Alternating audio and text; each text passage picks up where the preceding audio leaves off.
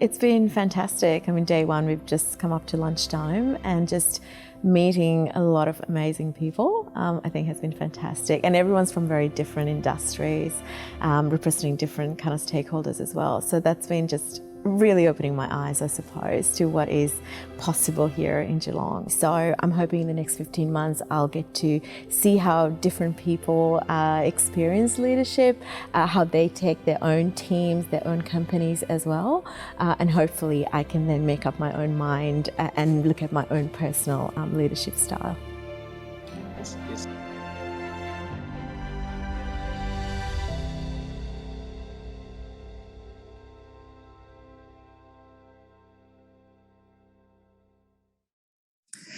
Well, hi everyone, and welcome to this fantastic event, our online event this year for our Leaders for Geelong project presentations.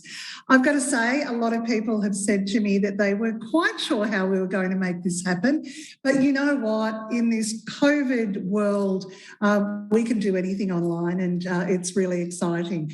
Mind you, sometimes if things can go wrong, they often will, but we're pretty well organised, so I think we're going to be fine today.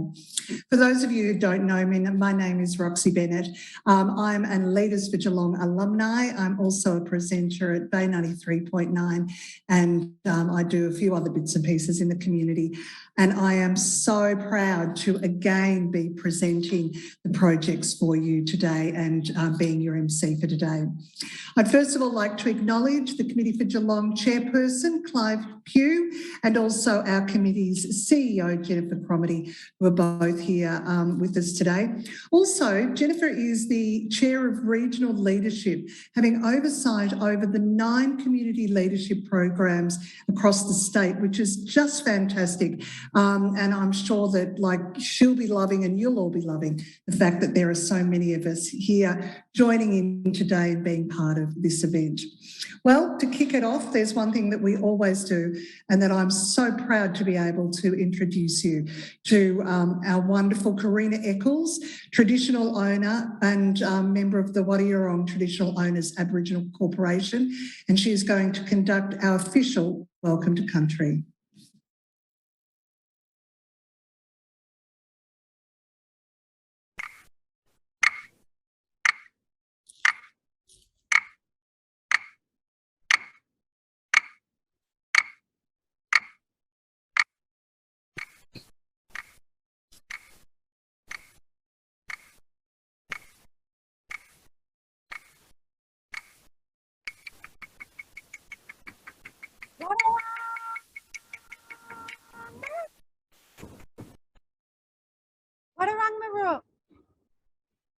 Wadawurrung language, I say Wadawurrung spirit.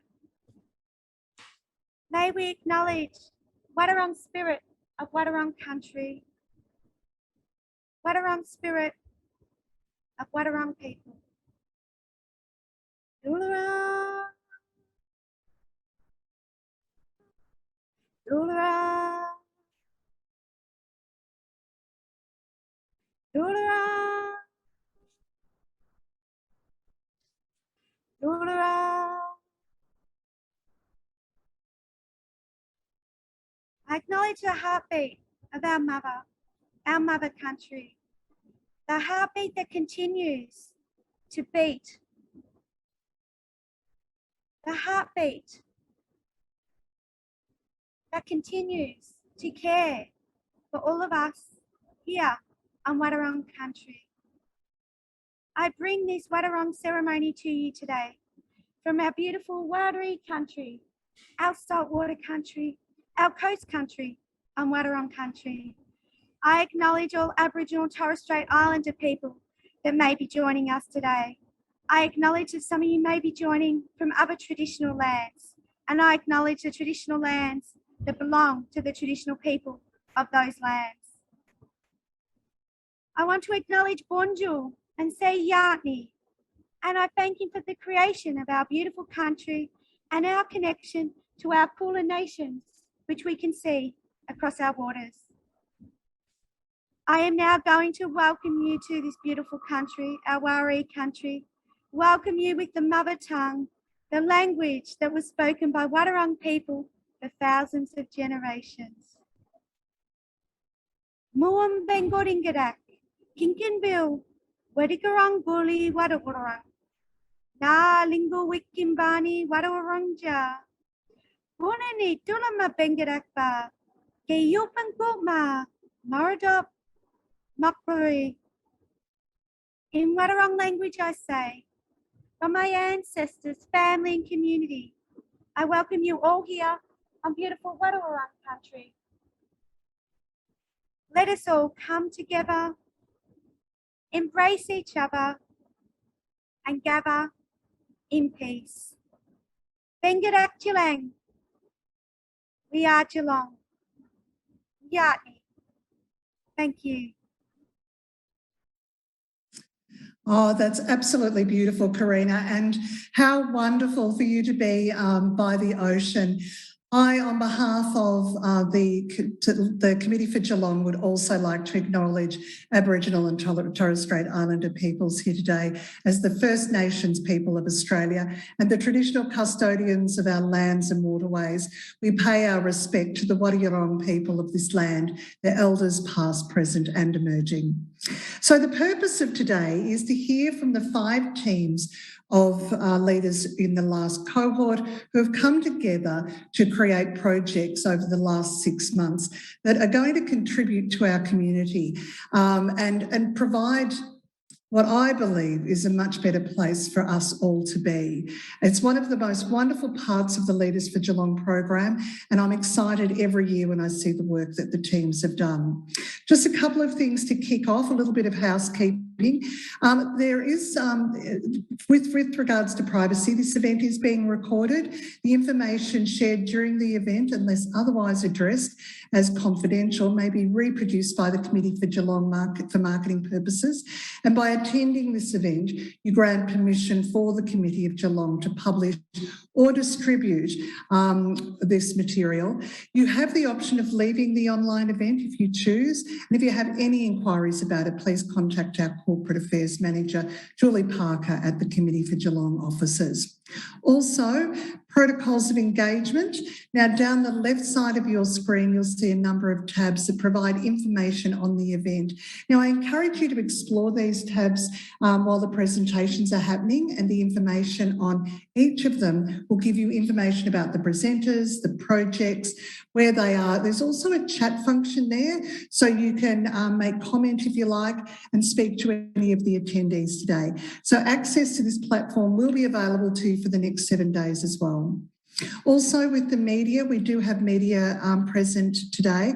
We kindly request that the guest speakers are contacted for confirmation of any information prior to publishing of any of the content of their addresses today. Now, we do encourage you to get social, get your phones out, and use the hashtag Leaders for Geelong. Let everyone know that you're involved in the event today and tell them what's going on and make sure that everyone's got a bit of interest in what we're doing, the extraordinary projects our teams have been working on and the outcomes that they've achieved. It's now my great pleasure to introduce Clive and ask him to say a few words as we get underway.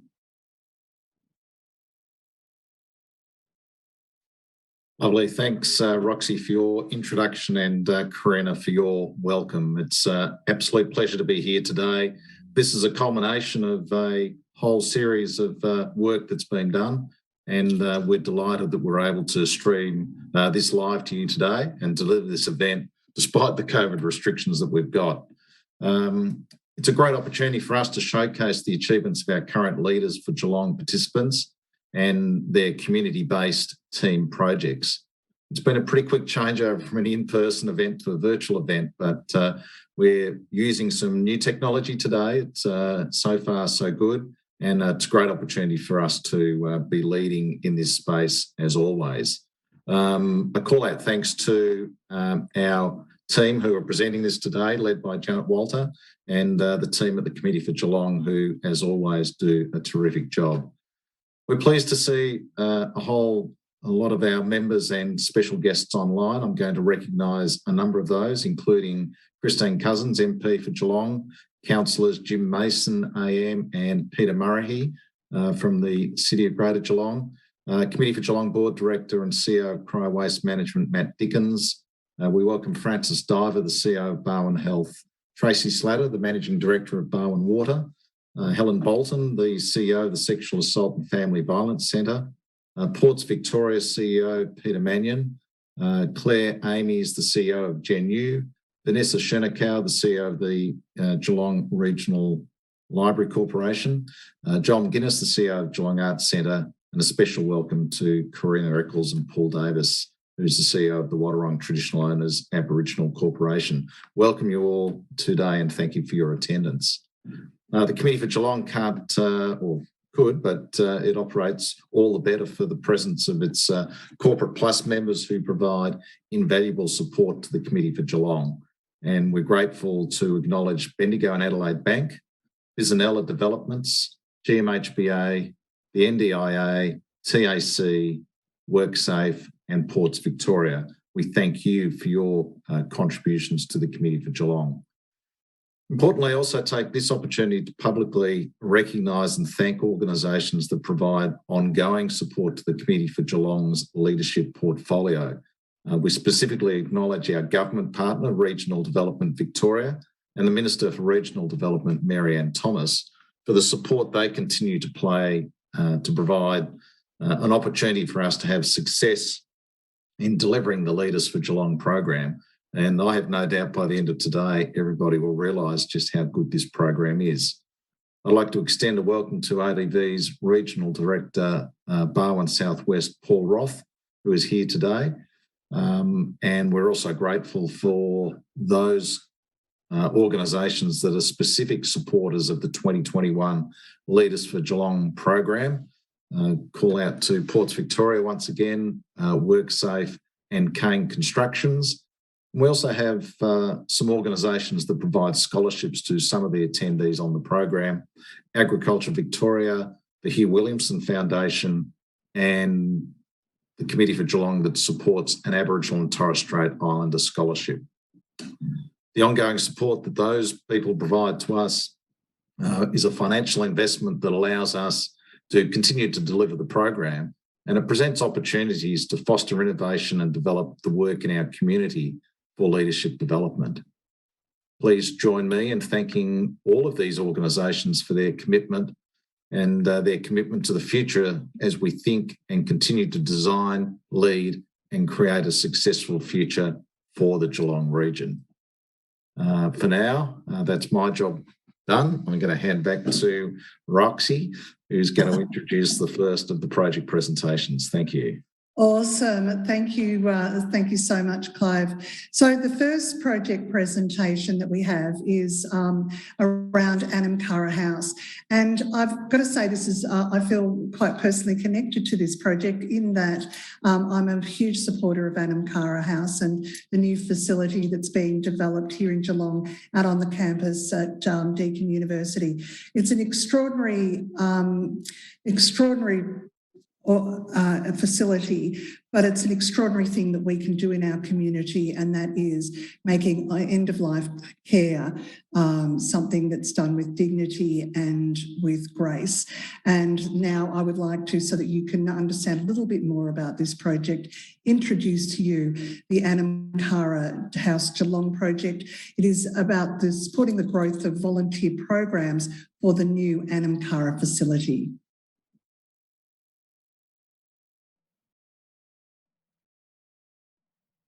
Thank you, Roxie. Welcome, everyone. Our team is very excited to have this opportunity to talk about Anamkara House, the service it provides to our community and how we've been part of it this year. Most importantly, by the end of this presentation, we hope you'll be thinking about volunteering for this wonderful organisation. Our team is made up of Lauren, Geraldine, Jane, Emmy and myself, Alex. Now, I'm going to paint a picture for you and it may bring up some difficult emotions. So please just place yourself in this picture as best you can. At one stage in your life, you may be confronted with the fact that someone you love will become terminally ill. And maybe some of you have already experienced this. With utmost respect and sensitivity for your personal experiences, we invite you to consider someone you love becoming terminally ill. How would you feel? How would you cope? If this person wanted to spend their final moments at home, would they be able to? What if they lived on their own? If you were caring for this person and became exhausted or burnt out, where would you turn for support, information, and care yourself? Well, imagine if there was an organisation that exists solely to look after your loved ones in the way you would at home. Imagine if this place looked after not only the terminally ill, but also their families and carers. Imagine as a carer or family member receiving invaluable support and information during a very challenging time. Well, this organisation does exist, and it's right here in Geelong. Anamkara House is one of our greatest and most valuable assets. It was founded by Diane Wright, a local family and bereavement counsellor who watched as families struggled to care for their loved ones at home. Anamkara House was created to care for terminally ill guests in a home-like environment, while also supporting families and carers. I'll now hand over to Lauren to talk about our project. So today I will share an overview of the work we have been doing with Anamkara to develop a volunteer recruitment framework. We will then use our time to promote the volunteering opportunity, and we will do this by providing some more context on the need for volunteers and also provide an overview of the roles that are available. Lastly, we'll share why we think this work is so important, and we will invite you to consider how you may be able to contribute. So the work at Anamkara is underpinned by the assistance of dedicated volunteers who work alongside nursing and medical staff. Our project is linked to the major expansion that Anamkara are in the process of, which will see them move out to a new facility at Deakin Warm Ponds. This will also see a need for their volunteer base to grow from currently 70 up to around 150 once fully operational. The volunteer recruitment framework is designed to sustainably grow and diversify the volunteer base. Our project methodology has involved a process of background research and stakeholder engagement with key employees and volunteers.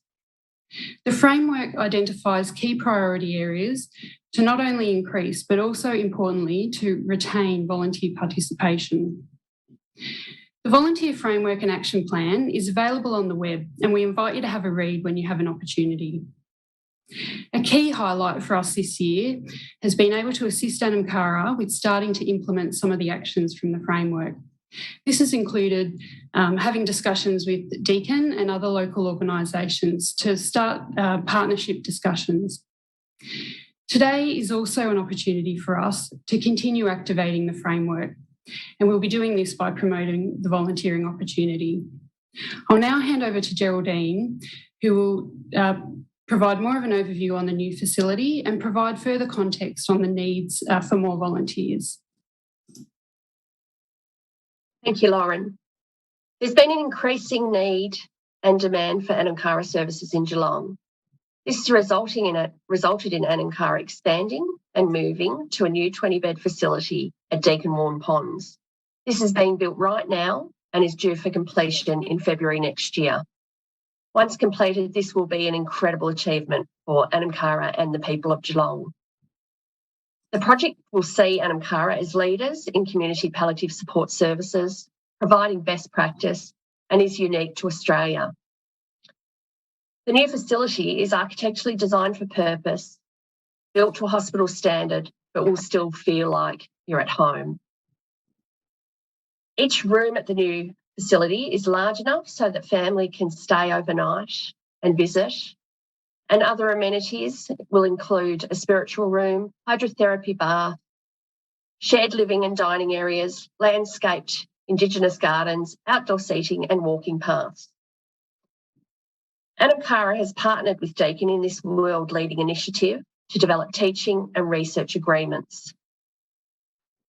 From its foundation as a community-led and partnering project, Anamkara continues on this remarkable journey and to realise the incredible strength that is the Geelong community. I'd now like to hand over to Jane to tell you more about volunteering. And Thanks, Geraldine. Cara supports its volunteers with comprehensive palliative care training. Volunteers gain valuable hands-on experience, develop new skills, and work in a rich and rewarding environment.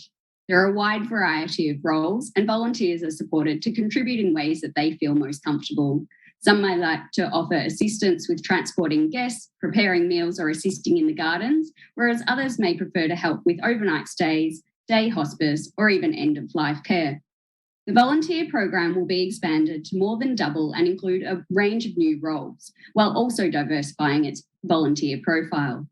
A key partner to assist with promoting volunteer opportunities is Deakin University, with staff committing to actions that have been included in the volunteer recruitment framework, ensuring the partnership remains active into the future. Anam Cara are supportive of any assistance they may receive. They'll find a way for any body or organisation to contribute, whether it be for a few hours a year, a few hours a week, or even becoming an ambassador or endorsing your own workplace volunteer program to support your staff to volunteer with Anam Cara. Anam Cara do not provide care to patients. Rather, they care for guests. I'd like to share with you now a few words from Lisa, one of Anam Cara's guests. The comfort they give me, the love and the care is real and goes above their role of duty. Every time I go home, everyone notices the difference in me. They see how relaxed I am and restored. I always look forward to my respite days, as I know I'll have rest, peace, a laugh, and especially love from all the staff and volunteers at Anam Cara. Further, as Tom Hawkins, Anam Cara's ambassador, would say, we can't change the outcome, but we can positively impact the journey. The end-of-life journey deserves as much beauty, care, and respect as the beginning of life. For each of us in our team, when we learned about Anam Cara, there was something that resonated. Whether this was universal or more deeply personal, the work at Anam Cara do struck a chord. For myself, just prior to my Leaders for Geelong journey, my father became unwell and eventually died from pulmonary fibrosis. While the possibility of a lung transplant gave my dad and our family a glimmer of hope, this soon faded as his disease progressed and he was taken off the lung transplant list. As my father said to me that day, "Love, I'm buggered." As our family navigated the medical system, this time was filled with feelings of uncertainty, hopelessness, sheer frustration, and immense sadness. I can only imagine how this time would have been different if we had had the care, understanding, and support of an organisation such as Anam Cara. Thank you, Jane, for sharing your heartfelt experience. Anam Cara House cares that the end-of-life journey is respectful and a celebration of life. Anam Cara means soul friend, and it speaks to a type of connection that goes far beyond the physical and emotional. A bond that is spiritual and celebrates life and its most meaningful moments. Anam Cara House elevates end-of-life care far beyond the traditional approach and offers its unique services for us here in Geelong. And as a community, we need to support this asset that has been gifted to us for families in need in our region. We invite you to assist them to continue this incredible community-led service that offers safe and secure respite for anyone. The importance of volunteering to our social cohesion and personal sense of well-being should not be underestimated. And there has never been a more important time than now to get involved and help in your community. Imagine if you or your organisation could make a profound impact on a terminally ill person's life by just dedicating a few hours of your time or supporting workplace volunteers. Imagine if you could inspire 3 others to become involved and each of those inspire another 3. How many families' lives would be enriched by just being there for them in whatever role you feel comfortable in their time of need? Contributing even the smallest amount to help terminally ill people, their carers and families is an invaluable experience and one we can assure you will leave a lasting impact not only on their lives but on your life too.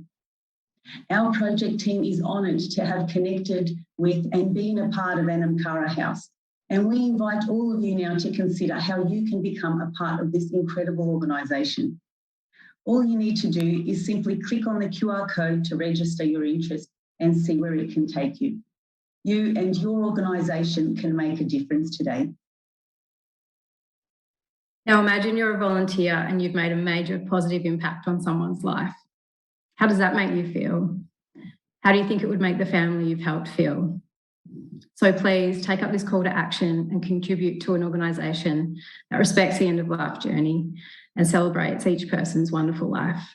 Thank you. Well, that's awesome, guys. You know, it's really, when you hear a personal story, it really does make it so much more impactful.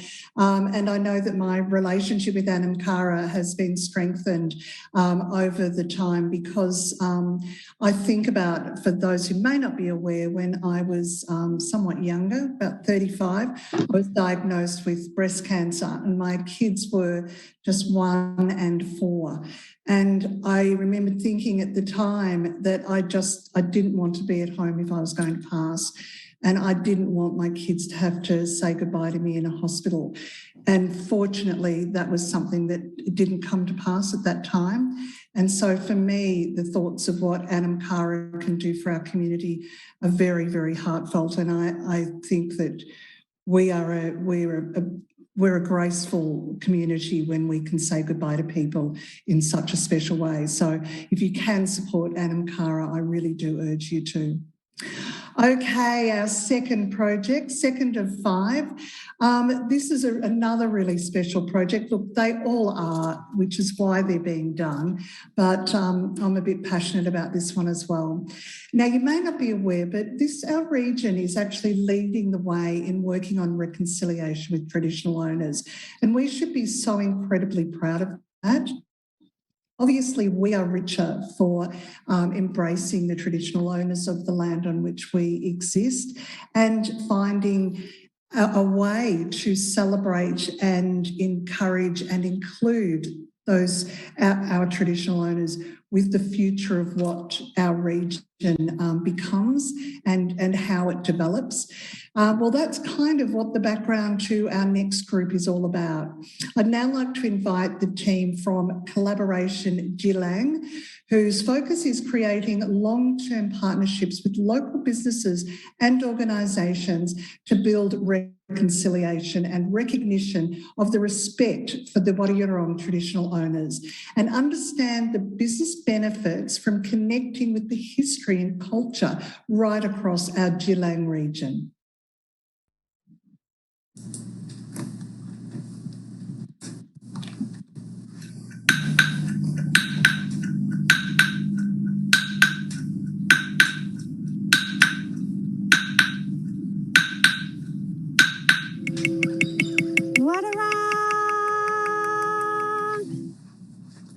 The Collaboration Geelong project team acknowledges the Wadawurrung people as the traditional owners of the land on which we work, live and play. We pay our respects to their elders past and present. We acknowledge Aboriginal and Torres Strait Islander people as Australia's First Nations people and Geelong as the anglicised word for Geelong. The Collaboration Geelong project team consists of myself, Andrew, Susan, Sally, Danielle and Beth. Our project sponsor is Paul Davis from the Wadawurrung Traditional Owners Aboriginal Corporation, the registered Aboriginal party for the Geelong region, and today we will refer to them as the corporation. Now, this project is just a small fraction of a 65,000-year history of the Wadawurrung people, culture and country. Our aim is to deepen an awareness and appreciation for Wadawurrung culture and strengthen the ties between First Nations people and the organisations in the Geelong region. The foundations of this project have been laid through previous leaders' projects. In 2019, the focus was engagement with the First Nations people. In 2020, promotion of the corporation and traditional owners. And now our project, the third phase, centred around collaboration between the corporation and local organisations. Now the brief. Number 1, engage with local organisations. Through a number of focus groups, we sought out to gain first-hand insights on existing engagement with the corporation and unpack the challenges as well as the opportunities to enhance the existing and future partnerships. 2, produce a product, activity or service. Avalon Airport is the gateway to Wadawurrung country, and we identified a fantastic opportunity to collaborate and build a case study through their existing relationship with the corporation. And number 3, identify tangible organisation benefits, whether it's financial, commercial, cultural, customer experience. We wanted to understand how and why embracing the Wadawurrung history and culture and collaborating with the corporation is good for business.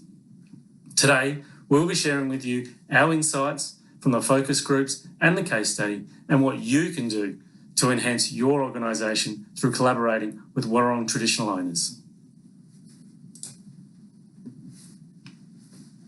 Collaboration Geelong is the name of this beautiful artwork. It was created especially for our project by Wadawurrung traditional owner Billy J. O'Toole. The artwork depicts Wadawurrung country. It embodies the aspiration of our team to have connectedness for change and growth, to empower our region to have everyone working together on Wadawurrung country. The first step for our project was to listen to the experiences of local organisations, to understand the benefits of collaboration with the corporation. We hosted 5 Zoom focus groups with 19 diverse organisations. The participants were asked 3 key questions. What is the nature of your engagement? What has been the benefit? What have been your challenges and learnings? This word cloud from the focus groups shows the consistent themes that arose in our discussions. Organisations that had limited dealings or were keen to start engagement spoke of concerns about making mistakes. They lacked confidence in approaching the corporation and were unsure of how to begin. The overwhelming majority of Geelong organisations found intangible benefits to their business from engagement. The most important of these were increased awareness of Wadawurrung culture for their staff, boards and customers, showing respect for and inclusion of the Wadawurrung traditional owners and connection with the First Nations community. People wanted to help and offered different pathways to achieve this, including using their networks and finding employment opportunities. Where there was a close relationship, it was understood that to make the most of the limited capacity of the corporation, that planning was key to successful engagement. They brought the Wadawurrung traditional owners into decision-making processes early, especially when projects involved country, and were open to different ways of doing things. The focus groups were a fantastic opportunity for collaboration, and it was wonderful here to hear people sharing insights and learning from each other. And we would love for this business-to-business mentoring to continue. We partnered with Avalon Airport for our case study, an organisation looking to move from a transactional to a collaborative relationship. Our case study was a great opportunity, not only for our team, but also for Avalon Airport to build on the groundwork laid by previous collaboration with the corporation.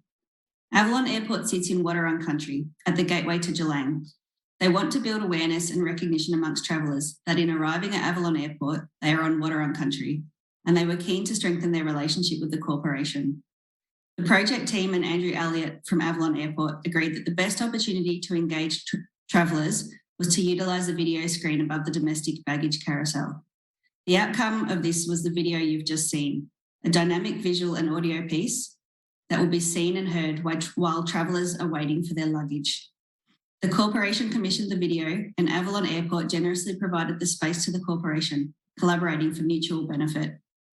Avalon Airport's business has been completely disrupted due to COVID-19, but they've still dedicated time and energy to engaging with our team and the corporation. As soon as we're able to travel again, you'll see this video up on the screens, and we expect the business benefits will include a tangible demonstration of respect to the traditional owners of the land on which Avalon Airport resides, relevant and engaging content for travellers, enhancing the consumer experience, and supporting Avalon Airport's strategic plan to promote the beauty and culture of the Geelong region. Next time you're collecting your baggage at Avalon Airport, make sure you keep an eye out for our video. The Avalon Airport case study has provided an example of how your engagement can really take off.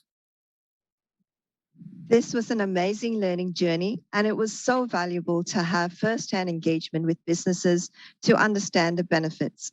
Working closely with Paul, we clarified the challenges and identified opportunities.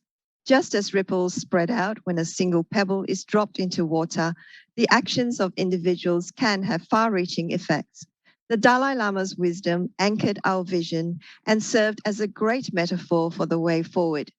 There are clear benefits to businesses.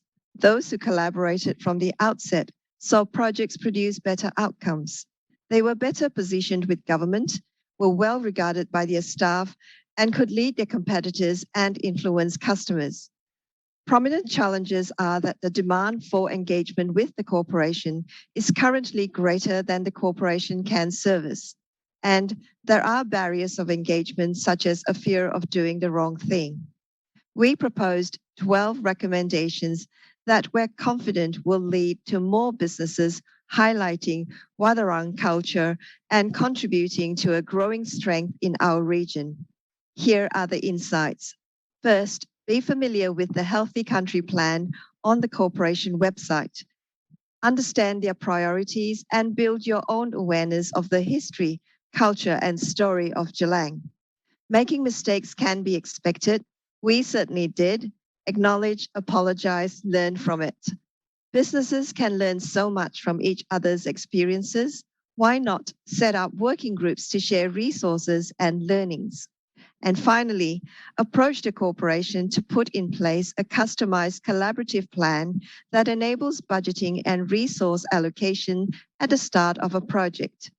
These details and more are available in our report, which I invite you to please read and to contact the Committee for Geelong Leaders for Geelong team for follow-up queries.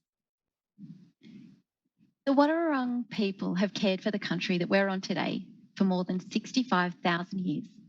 Today, we've shared with you the learnings that we gained through working with 19 organisations in Geelong, through focus groups and Avalon Airport as the case study. And we did that so that we could share with you the benefits of engaging with the corporation. But what does this mean for you, and what can you do? Today, as we connect here on Wadawurrung country, and you think about how your organisation maybe already does, or potentially could benefit from engaging with the Wadawurrung Traditional Owners Aboriginal Corporation, we're going to ask you to do a few things. The first one is visit the corporation's website and watch the Healthy Country video. Don't let fear of saying or doing the wrong thing stop you from collaborating. Pick up the phone. Paul Davis at the corporation is ready and keen to speak to you. And finally, make sure you plan ahead, because the corporation does have a lot on and they do have limited resources. So make sure you allow plenty of time. On behalf of our project team, we want to thank everybody who has helped us with this project along the way. This project really could not have happened without everybody's contribution. We do all have a role to play, and you have a role to play in collaborating with the traditional owners to ensure that the Geelong region benefits. And together, we can make Wadawurrung country strong. Now, if you'll indulge us just for one moment, we're going to ask you to use your imagination. So just imagine for one moment that lockdown is behind us. You've just touched down at Avalon Airport and you're entering into the arrivals hall there. You're waiting for your luggage. As a result of this project, you will know that you are on Wadawurrung country. And now, if you can't imagine that for yourself, we're going to show you how that's going to come together.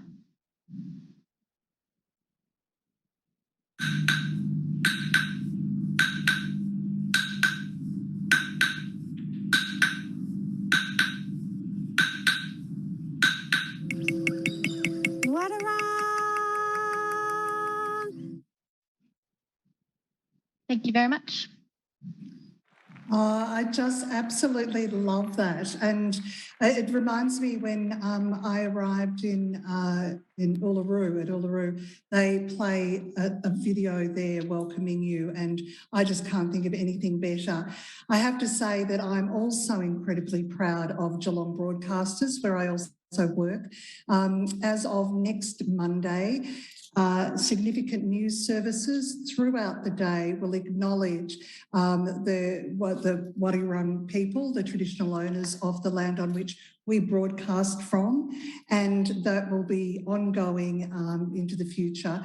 And as I said, I can't be more proud to think that now our radio stations are acknowledging our traditional owners both on K-Rock and Bay 93.9. So it's wonderful stuff. And I think that, you know, the collaboration Geelong group will really appreciate the power of something like that.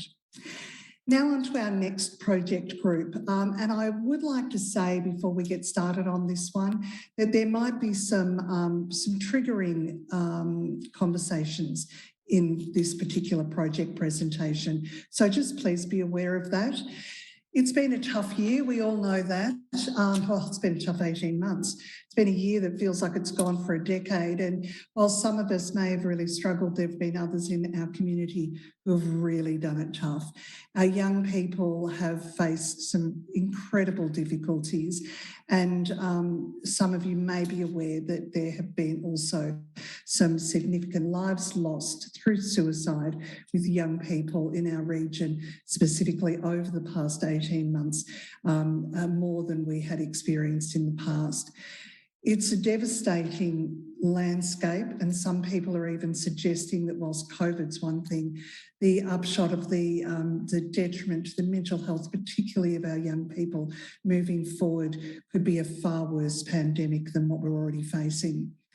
With that in mind, the next group of project group from the Leaders for Geelong are doing some incredible stuff. They're working with Lifeline to develop materials for parents of children in years 7 to 9, that crucial, really difficult time for kids to have conversations around mental health and suicide.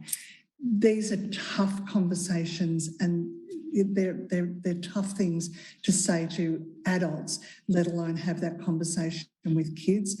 And often people won't do it because it's too upsetting. Well, the group has gotten together, working with Lifeline to figure out a way to.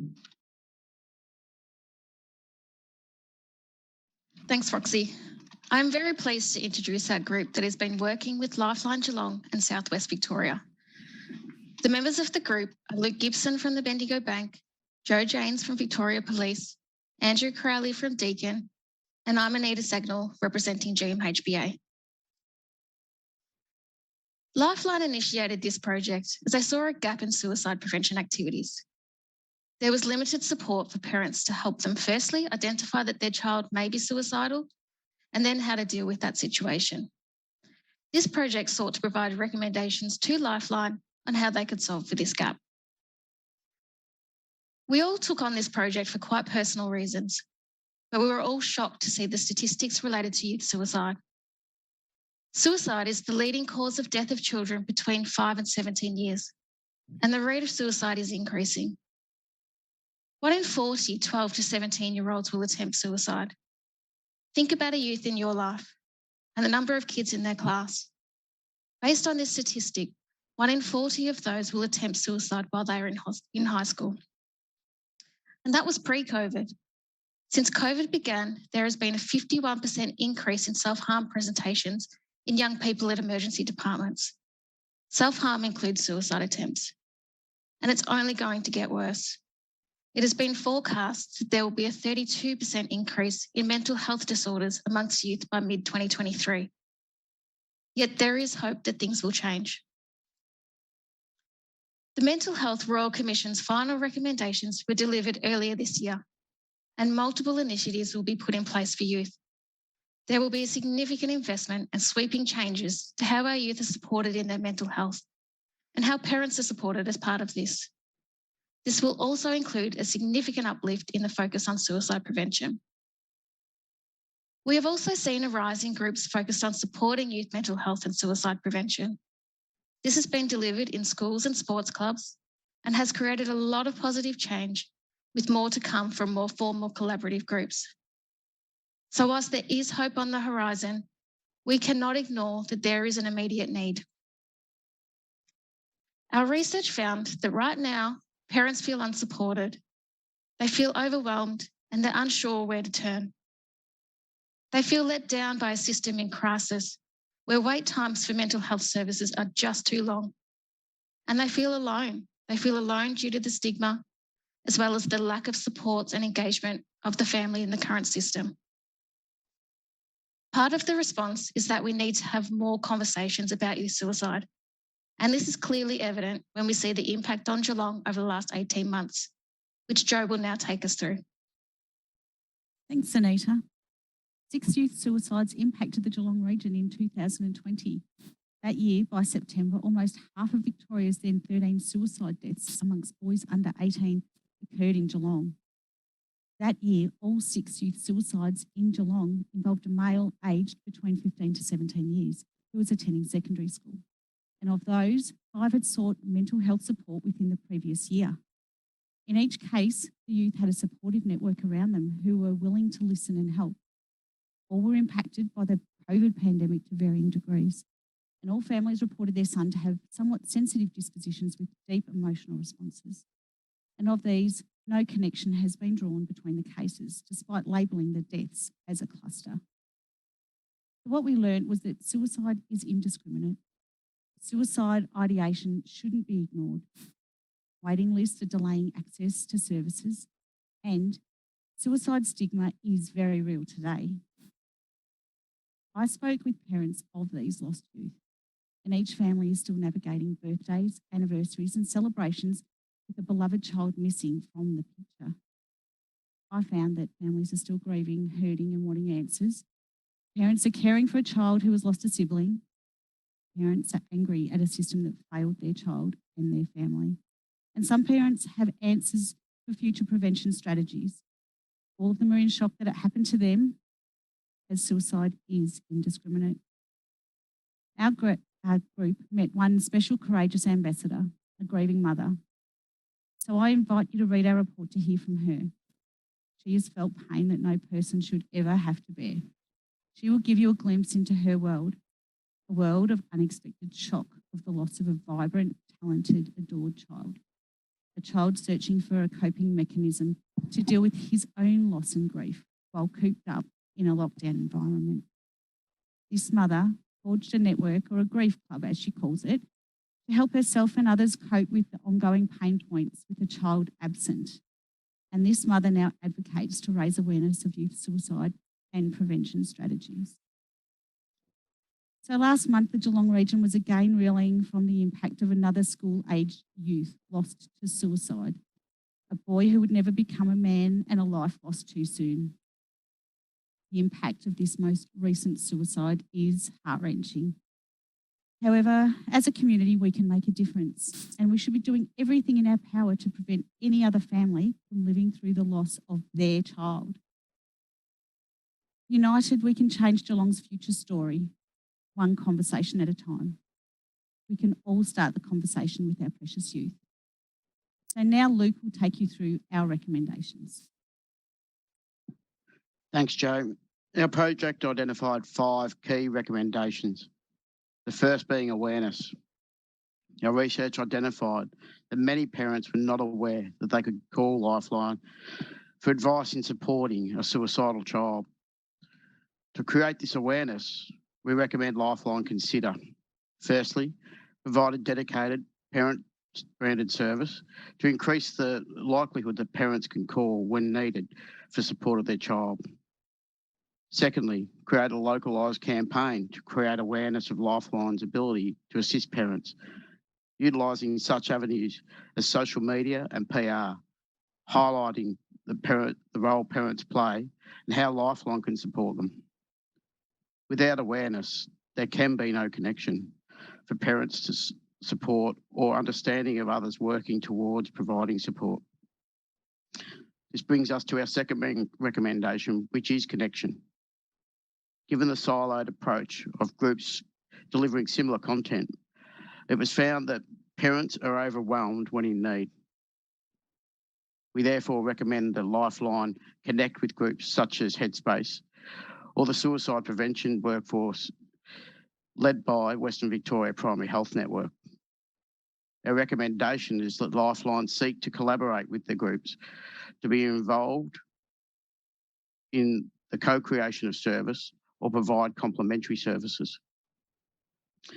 This brings us to our third recommendation, which is collaboration. Further collaboration is recommended for Lifeline to create a parenting program focused on suicide, as well as key contributors that can lead to suicide, such as anxiety, depression, online bullying, as well as others. Through the delivery of this program, it is important to provide clarity for parents of the role that each group plays within the mental health journey. Through collaboration and understanding of the roles of each provider, we can efficiently help and support our youth, parents, and significant others within their lives. Andrew will now take us through the final 2 recommendations. Thanks, Luke. In coming to this project, I reflected as a parent how important supporting young people is. Whilst my daughters have grown up now to be young women, I vividly remember firsthand how hard it was in the middle of the night when there's no services available and you're trying to support a young person when they're having mental health issues. This is why it's so unfortunate to have Lifeline.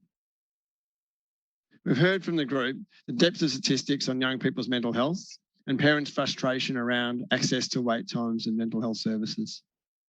This is why our 4th recommendation is to provide additional support for parents whilst they are waiting for care for their child. It's therefore recommended Lifeline develop content and a specific page on the website for parents to help them in the phase when they're waiting for services. This should be easy to navigate and also identify other options for supporting families during this waiting time. We've also identified that there's a need to investigate the development of peer support groups.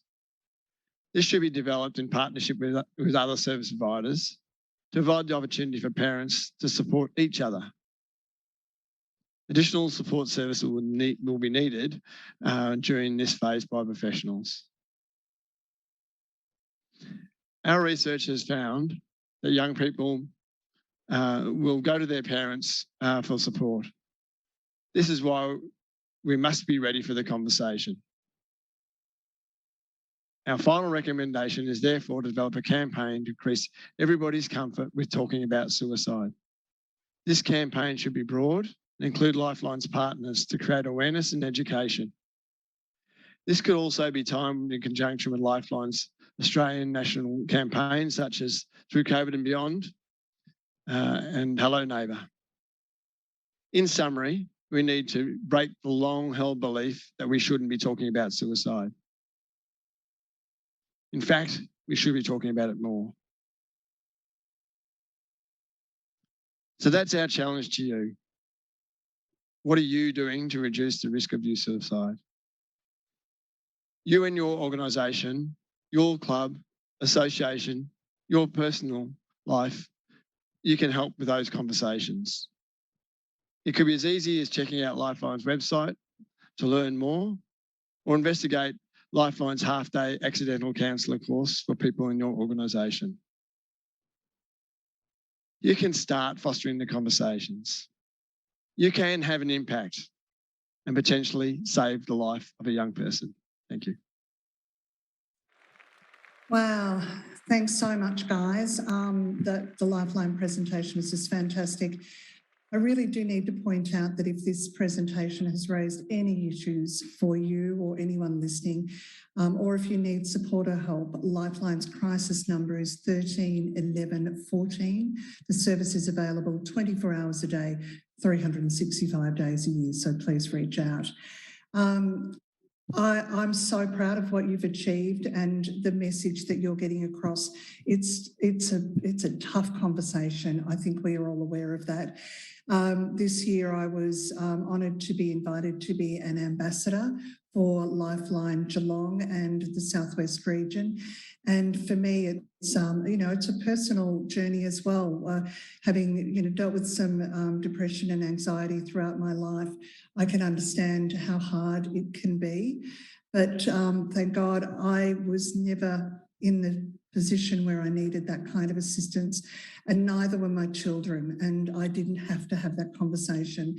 But I think a resource like what you guys have put together is a game changer, and really it's going to save lives. So well done. Fantastic work. It's now time to take a short break. I'd say go out and enjoy the sun, but from where I'm sitting, and I'm in North Geelong, it's a bit cloudy, but you can go out and enjoy some fresh air at least, which is a wonderful thing to do. If you're still just hanging around near your computer, make sure that you check out the bios on the side. We've got 20 minutes. We'll be back at about 1 o'clock, so 1 o'clock's our time. So during the break, check out the resources on the side. There are bios. There's a brand new project report, so you can have a look, that have been launched today. And also big, exciting, hopefully we'll be doing this all in person, the 20th anniversary celebration for the Leaders for Geelong program, which is happening on Monday the 15th of November. So find out some more info about that. It's at Costa Hall. It's going to be incredible. So we'll take this break, and before we go, just taking us to the break, I'd love to share this testimonial from Nicole, one of the current participants. We look forward to seeing you at 1 o'clock.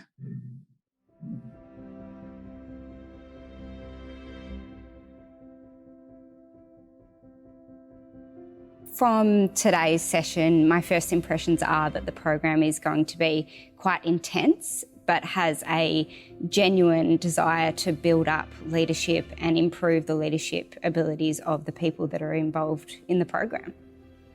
I can see that there's a really diverse group of people that have been recruited into the program, and I think the thing that I'm most excited about is getting to know all of those people and learning from their experiences and their perspectives on leadership.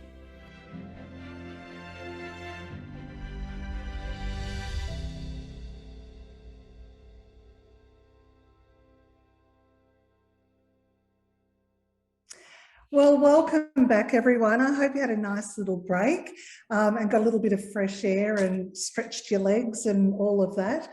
We're into the second half of our project presentations for the latest cohort of our group, the 2021 group. I have to say, though, this is a perfect opportunity to put it out there that it would be wonderful if you know of somebody, or indeed you are someone who would like to join the Leaders for Geelong program. Now is the time to get your application in. So the applications are open for the 2022 program. When I did it, it was without a shadow of a doubt one of the best things I have ever done. I say this to pretty much everybody who ever asked me about it. I made lifelong friends. I have a cohort of 20 odd people who are now significant leaders in our region, who are they're part of my crew, that we are all still connected, and I still feel so passionate about the Leaders program and about the people who are going through. So if you know of anybody, I would really encourage anybody to join the program and get on that leadership trajectory for you, so that you can be a great leader for our region. Well, time to get back into the projects for the 2021-22 Leaders Group. They'll always be known as the COVID crew. Oh, no, or is that too soon? All right, maybe not. The next group, actually, before we even start that, how about I know what we might do instead. Let's find out about Callum's experience. He's part of this current group, his experience with the leadership program.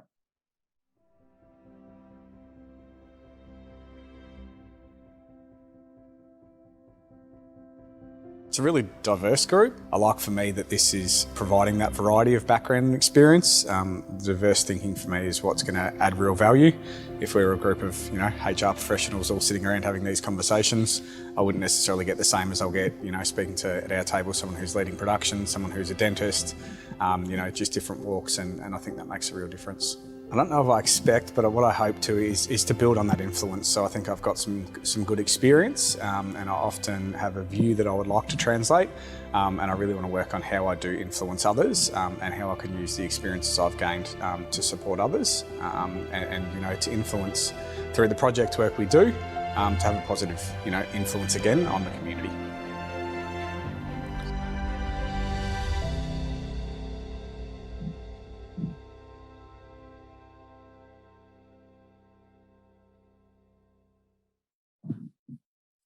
Absolutely awesome. Just love that. Now, in all seriousness, if you know of anybody or you'd like to be a part of it, really super simple. All you have to do is apply. The applications are open now. You can jump on the Committee for Geelong website and head through to the Leaders Program. There's a resources tab there with all of the brochures and all of the information, everything that you will need. You will not regret it one little bit. And I've got to say, when I see the project presentations and I meet the new leaders groups every year, I think the program is just getting better and better and better. So be a part of it.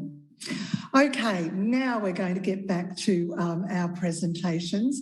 And I've got to say, I've always got fond memories of Paco Festa time.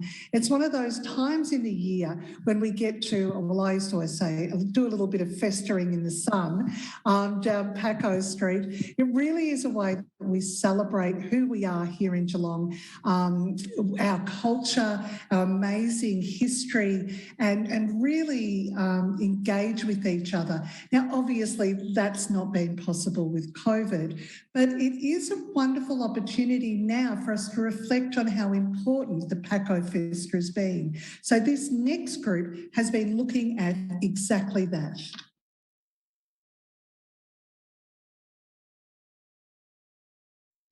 Thanks, Roxie. So firstly, we'd like to thank you all for taking the time to hear about our project today.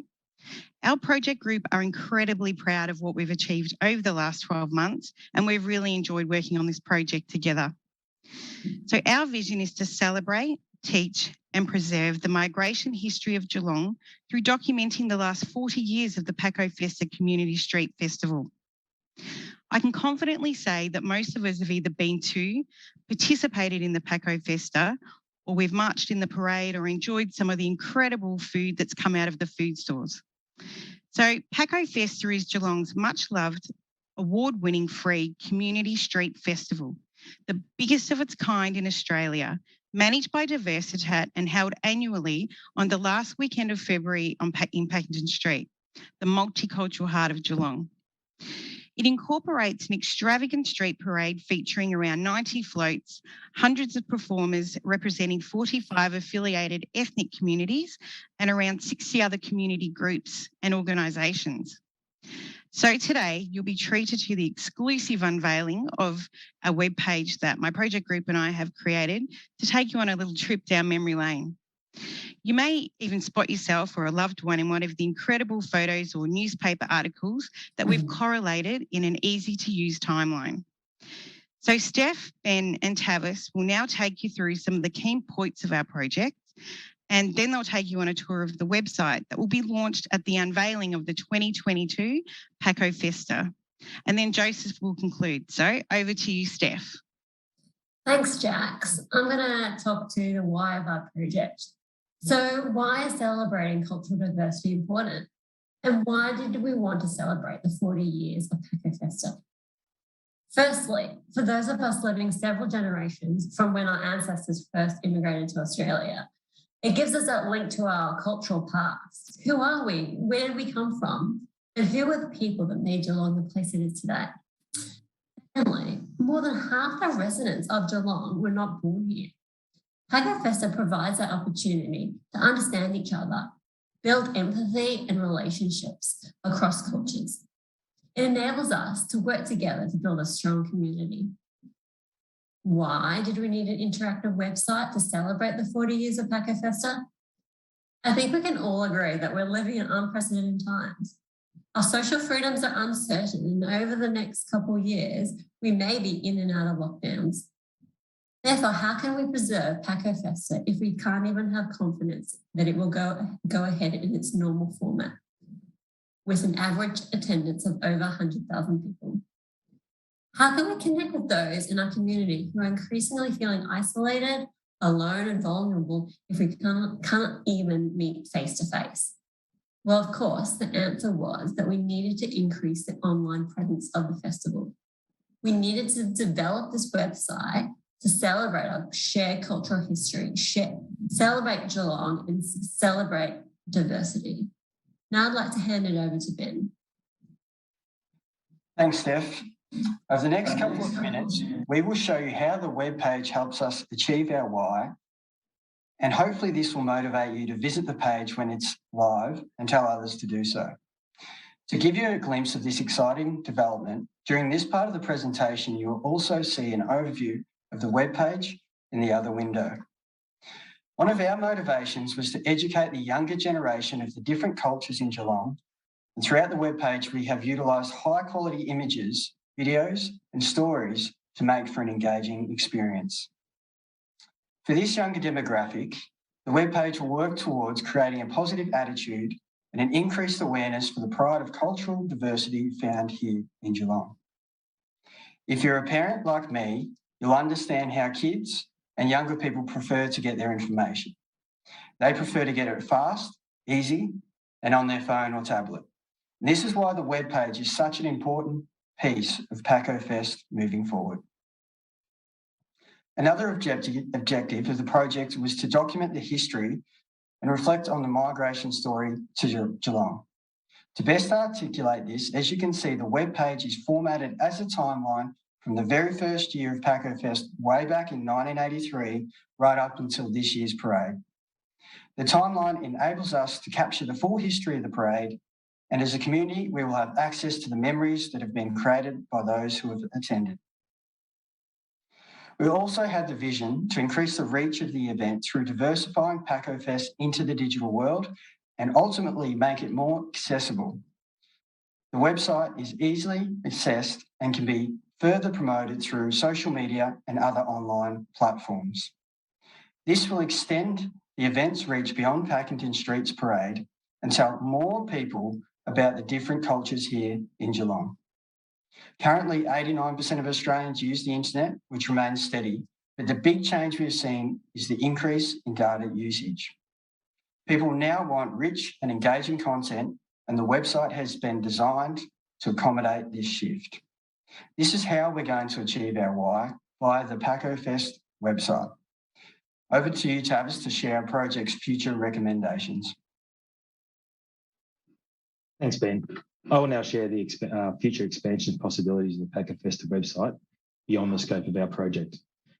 The inaugural website was developed from the ground up, and the conceptual idea was to build a solid base for sharing the cultural experience that is the PACOFest event. It was essential that the website be able to provide a future platform for sharing information, and just as importantly, reflect that this is a community-owned and actioned event. Some of the future recommendations are broadening and strengthening existing community engagement in the festival by creating future functionality within the website. This would enable participants to share their experiences of the festival, creating a strong emotional bond with the event. An upload portal for retrospective photos, media content, and the ability for event visitors to comment on years they have participated in. Provide economic benefits through broader publicity and potentially drawing greater visitation by exposing a broader audience to the festival, as well as a tool for leveraging funding and promoting sponsors on the website. Educational benefits by providing local schools with a resource that embeds cultural awareness and tolerance. The content provided in the website could act as an educational portal to highlight the significant cultural event that is the PACOFest. The portal will also allow for teachers and students to register for future updates on the website. In the near future, the website will also include interviews with participants, capturing the impact of the festival on specific communities around Geelong. Other possibilities include the potential for a chat function that will allow diverse cultural community groups to communicate.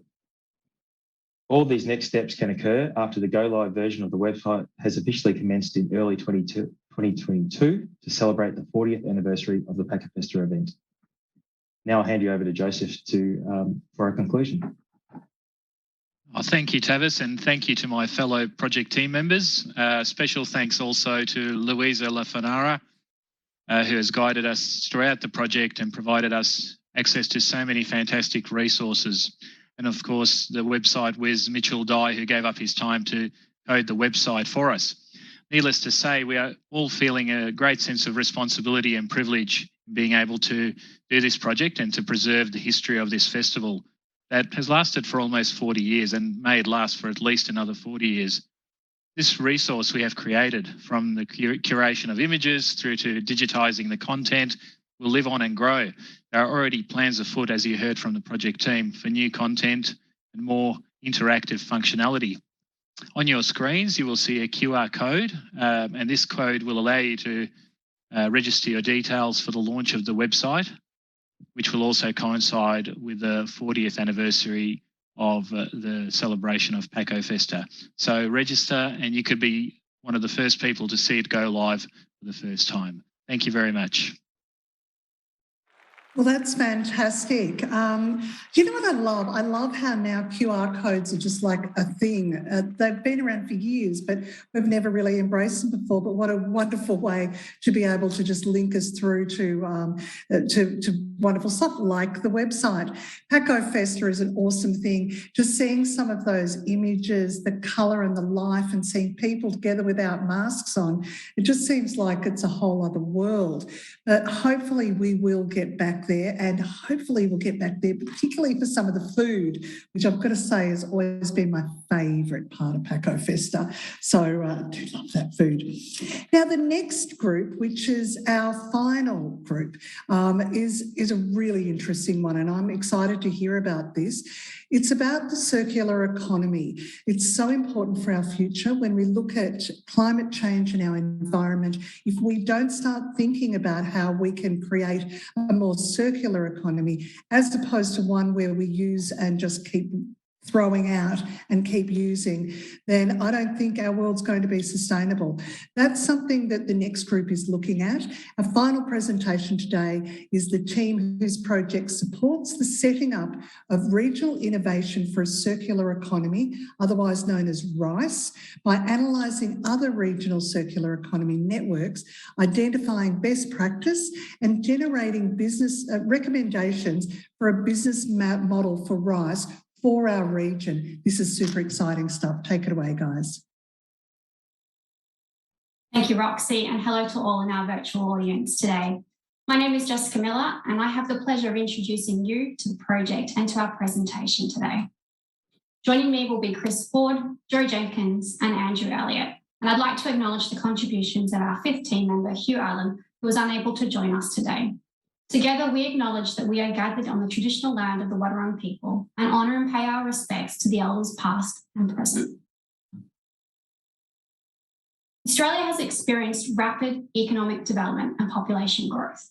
As a result, we are collectively depleting our resources at an accelerated rate, generating unprecedented waste and emissions to the detriment of our region, environmentally, socially, and economically. Too much of our city, infrastructure, services and resources are based on the linear economic model of take, make, use and dispose. As individuals and organisations, too many of us continue to choose products or materials for single use. We buy new rather than recycle and dispose rather than repair. As we navigate this COVID-19 pandemic, we face the challenge of finding our next normal. It presents a significant challenge, but also a great opportunity. How we respond now will have a great impact on the future of our economy, our society, and the planet as a whole. As the United Nations Climate Chief posed, this is the opportunity to build back better, for nations to green their recovery, shape their economy in ways that are clean, green, healthy, safe, and far more resilient. Each of us play a critical part in building back better. We can do this by transforming our throwaway economy into one where waste is eliminated, resources are circulated, and the nature is regenerated. This is a circular economy. Over the past 4 months, our project team has worked with the Regional Innovation for a Circular Economy, RICE, an organisation established by a group of local Geelong representatives to lead the transition to a thriving circular economy in the Barwon Southwest region and regional Victoria. Extensive research was undertaken on existing CE networks across Australia and Europe to identify current best practice, governance frameworks, and actively participating stakeholders. Surveys were conducted, relationships developed, and a supporting network for RICE was established. Our findings and observations were captured in 5 case studies, from which a series of recommendations have been provided to support the development of a business model for RICE, to enable the organisation to play a pivotal role in supporting our transition to a circular economy. Our purpose here today is to educate. and inspire each of you to better understand the issue, to take accountability, and to support RICE to enable this well-needed transition to a more sustainable solution. The first step is to better understand what is the circular economy. I'll pass to Chris to explain.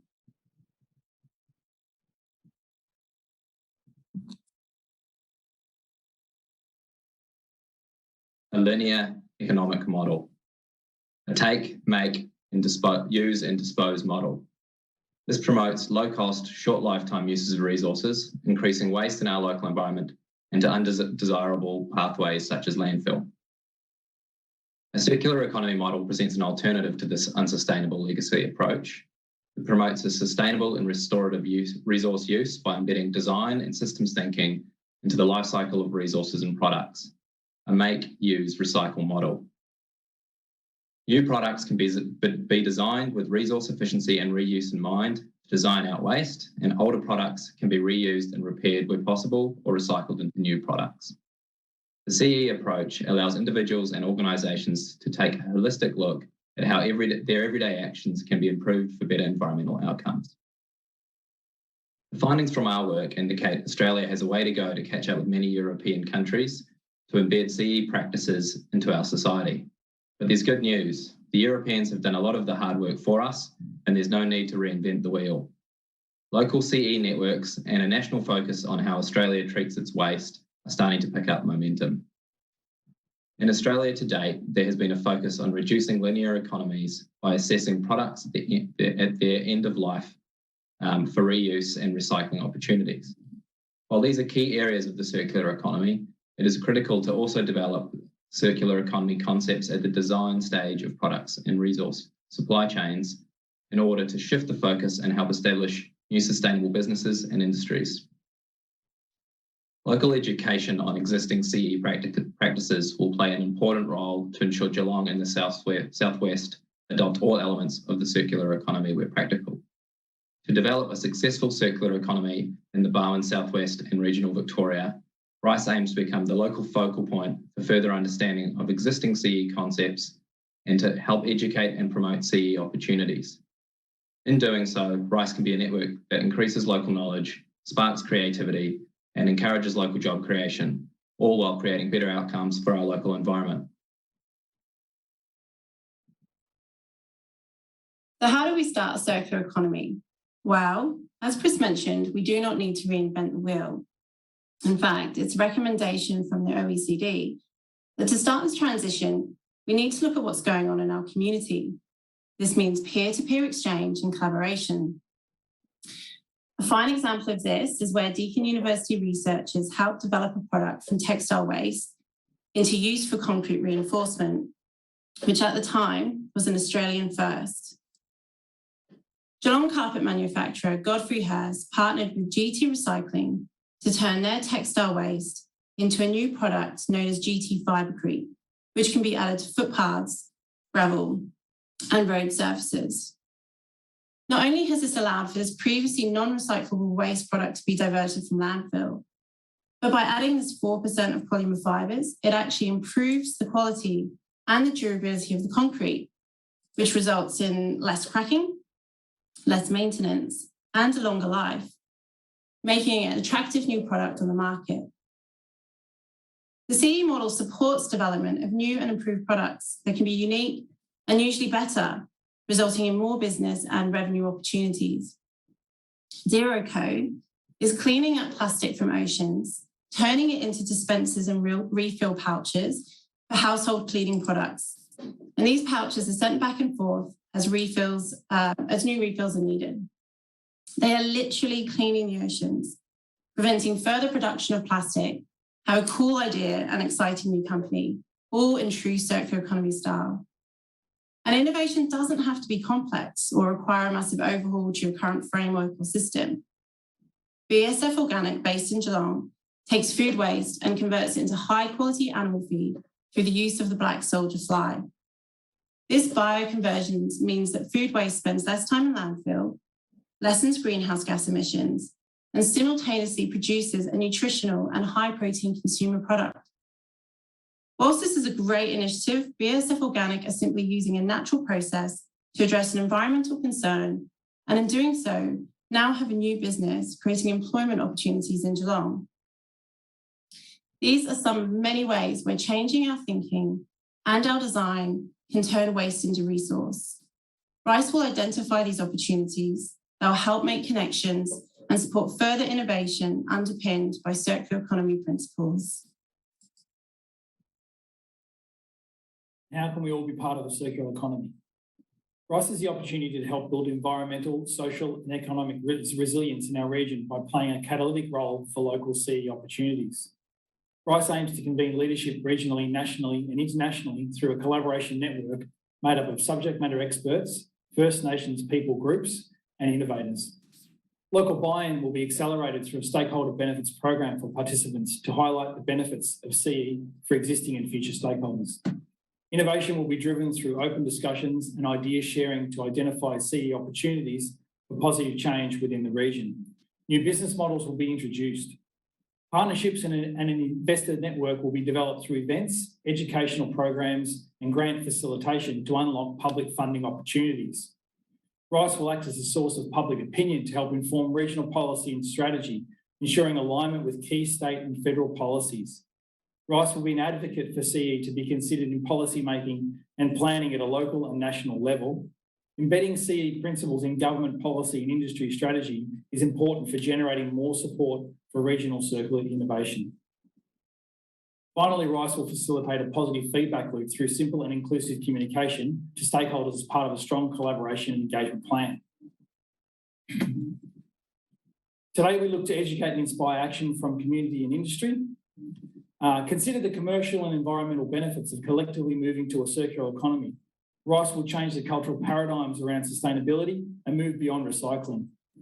Rice seeks to understand the issues specific to our region and provide a platform where local business cases are accessible, connecting projects to convert the linear into circular and setting local targets and metrics to track progress. Businesses will benefit from understanding and focusing on the whole life cost rather than just the cost of initial procurement. Commerce will thrive in a circular commercial model with greater protection from cyclic industry downturn evident in the linear model. We encourage you to explore the opportunities to invest in new growth markets, upskill employees and offer new job streams. We're seeking expressions of interest to connect with Rice as they develop the business model. This is a call to action for businesses and community to connect with Rice and become part of the change for good. So go to the regionalcirculareconomy.com.au website, use the subscribe button to join the communication loop. Alternatively, you can follow the Regional Innovation for a Circular Economy, RICE, via LinkedIn. Let Rice know they have your support as a business and a community leader for your region. Participation is crucial to the development of a successful circular economy. Thank you very much. Wow, that's just so awesome.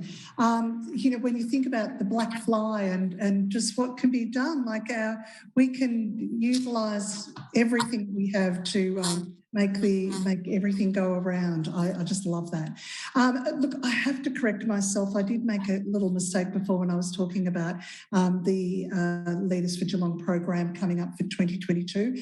The applications aren't open yet. They will be in the next month, but you can actually put in an expression of interest. But if you want to know more, just get in touch with Janet Walter at the Committee for Geelong, the Leadership Program. You can access her through the website and she'll be able to give you all the information. But it doesn't take away from the fact that it's an awesome thing to do. So we want as many leaders as we can. So if you know of anybody, please get them involved. And if you've been here today experiencing the project presentations, you'll be very well aware now of the kind of work and the extraordinary contribution to our community that the Leaders for Geelong program has. The other thing too, like we've only had 10 minutes with each of the project groups. Their projects are far bigger than just what they've said. They've distilled it down for you so that you can understand what their project is about.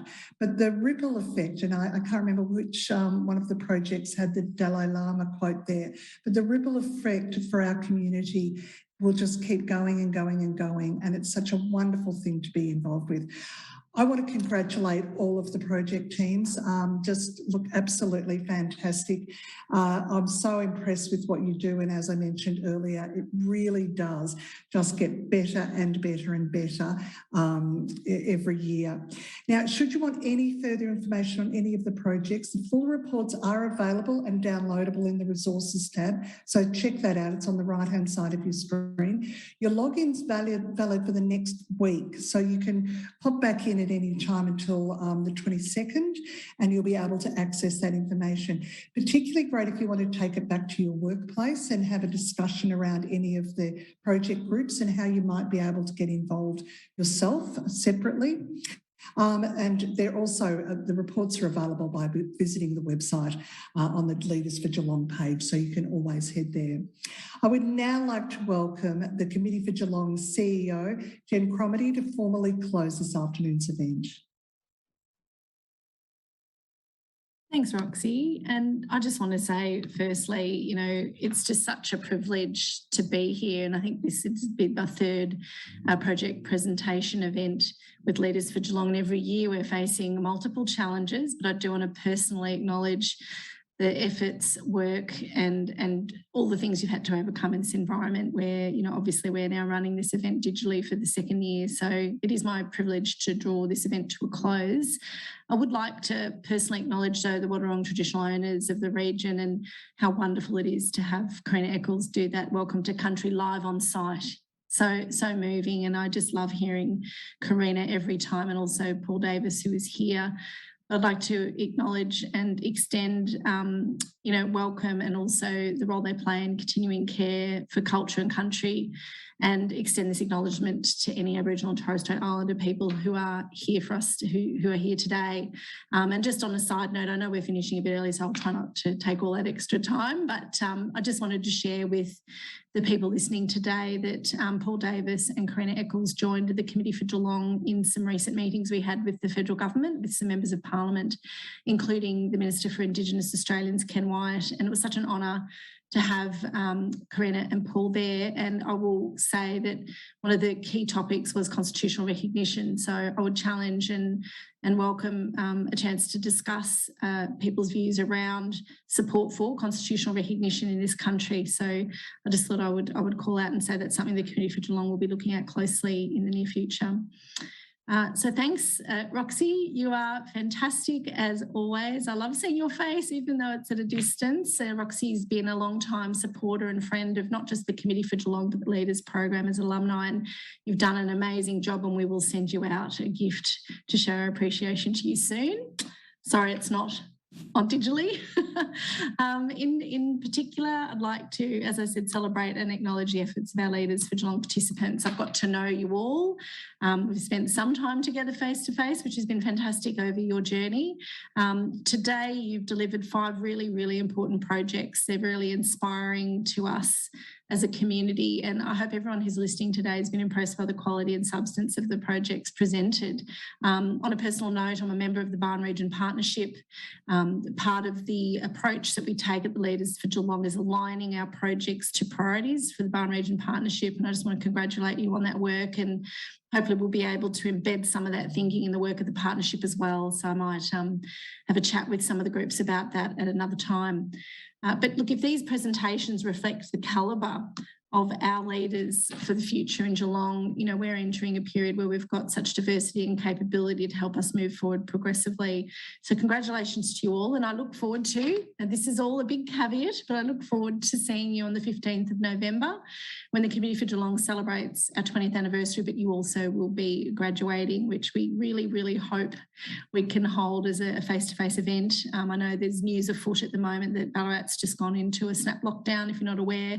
So I know we are living in an environment that is constantly changing, but we have launched ticket sales for that event. We'll obviously keep you up to date as to how we progress with that event. It will be held at Costa Hall. We've got our ticket sales through the Geelong Arts Centre, so just keep your eye out for that.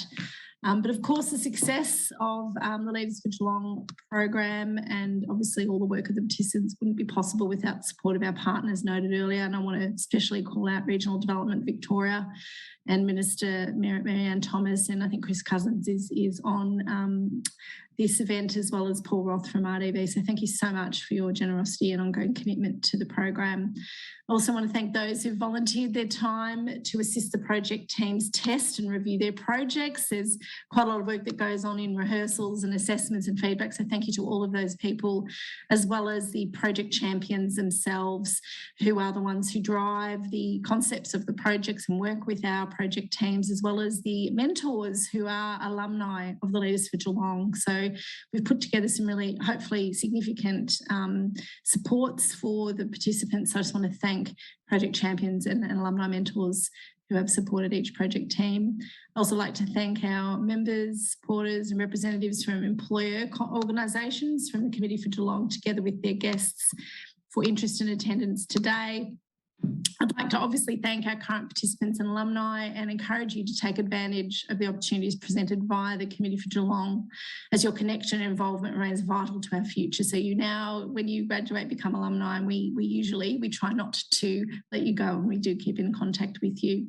But of course, a job well done. And I think Clive, our chair, mentioned this earlier, but a job well done by the Leaders for Geelong team, Janet, who you all know, and Ty, and the Committee for Geelong event and marketing support, Caro O'Keefe, which again, some of you may know from some of the emails going around, and Julie Parker, who manages our corporate affairs. Without that team's collective hard work and dedication, we wouldn't be able to deliver events like these, whether it's face-to-face or online. They are a huge amount of work. So thank you. And thank you again for your attendance today. And hopefully we'll see you all at some point in the future face-to-face, and maybe even at our 20th anniversary on the 15th of November. So I wish you all the best. Stay safe, and hope to see you all soon. Thank you.